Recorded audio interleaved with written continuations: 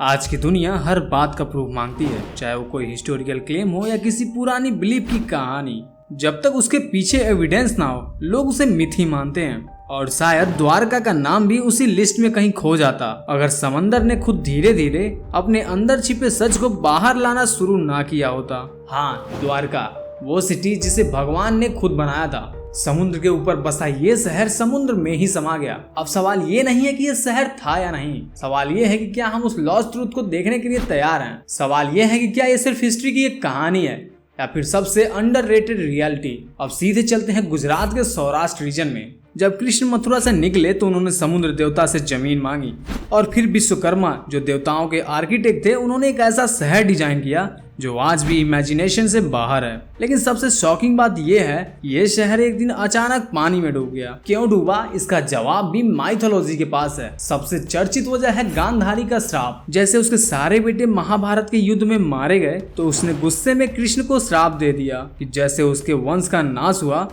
वैसे ही यदुवंश का भी नाश होगा। और वही हुआ, यदुवंशी आपस में लड़ने लगे और अंत में सब खत्म हो गया। एक कहानी और आती है कृष्ण के बेटे शाम की। कहते हैं कि कुछ यदुवंशियों ने उसे श्राप दे दिया था कि उसके गर्भ से एक मूसल निकलेगा जो यदुवंशियों के विनाश का कारण बनेगा। अब यह मूसल किसी नॉर्मल हथियार की तरह नहीं था, यह डिस्ट्रक्शन का सिंबल बन गया और धीरे धीरे करके पूरा यदुवंश खत्म हो गया। लेकिन ये सब सुन के एक सवाल और खड़ा होता है कि क्या ये सब इमेजिनेशन है या इसमें कुछ सॉलिड ट्रूथ है। तो जवाब आता है आर्कियोलॉजी से। 1970 के दशक में इंडियन एयरफोर्स के पायलट्स ने पानी के नीचे कुछ अनयूजुअल फॉर्मेशन देखी और बस वहीं से खोज की शुरुआत हुई। 1979 में एक नाम सामने आया, doctor SR Rao. Indian archaeology का वो फेज जिसने द्वारका के अंडर वाटर ट्रुथ को सामने लाने की ठानी। उन्होंने अरब सागर के अंदर 560 मीटर लंबी दीवार, खंबे और हजारों साल पुराने आर्टिफैक्ट्स खोजे। यानी जो मिथ में था वो रियलिटी में बदलता दिखा। अब साइंस एंटर करता है। कुछ रिसर्चर्स का कहना है कि ये सिटी 9000 साल पुरानी हो सकती है। यानी जितनी पुरानी इजिप्शियन पिरामिड्स या मेसोपोटामिया की सभ्यता, उतनी ही एंशिएंट हमारी अपनी द्वारिका भी थी। और ये बात सिर्फ भारतीय नहीं,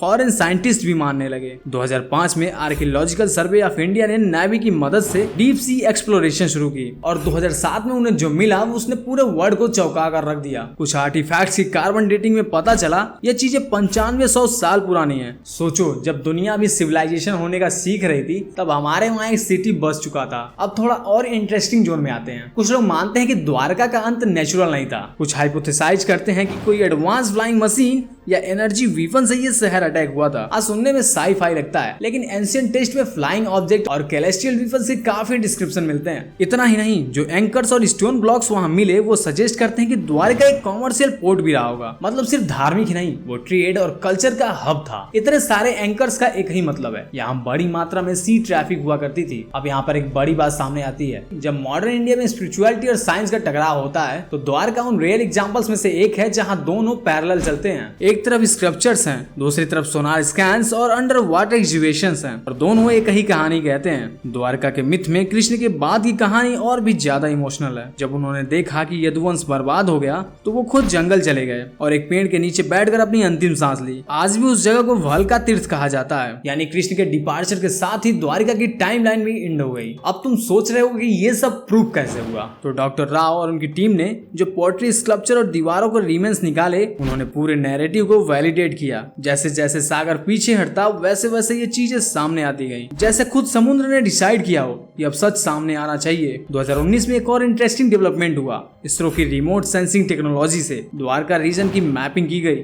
उस सैटेलाइट इमेजरी में कई रेक्टेंगुलर और सर्कुलर स्ट्रक्चर डिटेक्ट हुए जो रैंडमली नहीं बल्कि एक प्लांट सिटी जैसे अलाइनमेंट में थे। द्वारका की सबसे खास बात यह है कि वो सिर्फ एक लॉस्ट सिटी नहीं है, वो एक आइडिया है। एक सवाल है कि क्या हम अपने इतिहास को अंडर एस्टिमेट कर रहे हैं। जब टेक्स्ट बुक सिर्फ हड़प्पा और मोहनजोदारो तक ही रुक जाती है तब द्वारका एक नई डायरेक्शन दिखाती है। इतिहासकारों के बीच भी द्वारका को लेकर दो फाड़ है। एक कहता है कि ये सिर्फ रिलीजियस नैरेटिव है, दूसरा कहता है कि ये एडवांस सिविलाइजेशन का प्रूफ है। लेकिन जो लोग वहां गए हैं उन्होंने कहा you can feel the silence under water, यानी कि वहां अभी भी कोई मौजूद है। आज भी हर साल हजारों लोग द्वारका जाते हैं, मंदिरों के लिए, विश्वास के लिए। लेकिन कुछ लोग सिर्फ उस मिस्ट्री को देखने जाते हैं जो कि अरबियन सी के तह में दबी हुई है। द्वारका सिर्फ इतिहास नहीं, वो एक अनआंसर्ड सवाल है। क्या हम उतने ही एडवांस थे जितना हम आज खुद को मानते हैं? क्या टेक्नोलॉजी और स्पिरिचुअलिटी साथ साथ चल सकते हैं? क्या मिथ कभी कभी रियलिटी से भी ज्यादा सच्चे होते हैं? कृष्णा का नाम लोग भगवान की तरह लेते हैं, लेकिन द्वारका की कहानी बताती है कि वो एक राजा भी थे, एक प्लानर भी और शायद एक स्ट्रेटेजिस्ट भी। उन्होंने एक नया शहर बसाया, एक नया सिस्टम खड़ा किया और अंत में उसे खुद ही छोड़ दिया। शहर डूबा, लोग खत्म हुए, लेकिन जो बच गया वो था विचार। अब 2024 में जब दुनिया मार्स और मून पर कॉलोनीज बसाने की सोच रही है, हम उस सिविलाइजेशन को याद कर रहे हैं जिसने 9500 साल पहले ओशन के ऊपर एक शहर बसाया था। क्या ये कोइंसिडेंस है या वार्निंग? द्वारका की सर्च अब भी जारी है। हर साल नए एक्सपीडिशन निकलते हैं, नए सेंसर डिप्लॉय होते हैं, लेकिन द्वारका शायद खुद ही नहीं चाहती कि वो पूरी तरह से रिवील हो। वो चाहती है कि हम उसे फील करें, इमेजिन करें कि आखिर द्वारका कैसी दिखती रही होगी और फिर खुद अपने सवालों का जवाब ढूंढें। द्वारका की सबसे बड़ी लेगेसी ये नहीं है कि वो डूबा, बल्कि ये है कि वो आज भी हमें सोचने पर मजबूर कर देती है कि हम कौन थे, कहां से आए और क्या वाकई में हम अपने रूट्स को समझते हैं या फिर बस कहानी समझकर छोड़ देते हैं। 2022 में जब प्रधानमंत्री नरेंद्र मोदी खुद द्वारका के सबमर्ज हिस्सों को देखने समुद्र में उतरे तो वो सिर्फ एक राजनीतिक इवेंट नहीं था, वो एक सिंबॉलिक जर्नी थी। एक प्रधानमंत्री का अपने ही इतिहास के गुमशुदा पन्नों को छूने की कोशिश। उन्होंने स्कूबा डाइविंग करके उस अंडर वाटर द्वारका के दर्शन किए, जहां आज भी प्राचीन दीवारें, मूर्तियां और नींव की रेखाएं मौजूद हैं। वो विजुअल पूरी दुनिया के लिए एक मैसेज था कि हमारी सिविलाइजेशन की डेप्थ सिर्फ पानी में नहीं, सोच में भी है। अब तुम खुद सोचो, एक शहर जिसे भगवान ने बनाया और उसे खुद छोड़कर चले गए, और आज हजारों साल बाद हम उसे ढूंढ रहे हैं। अब इससे भी बड़ी मिस्ट्री भला कोई हो सकती है?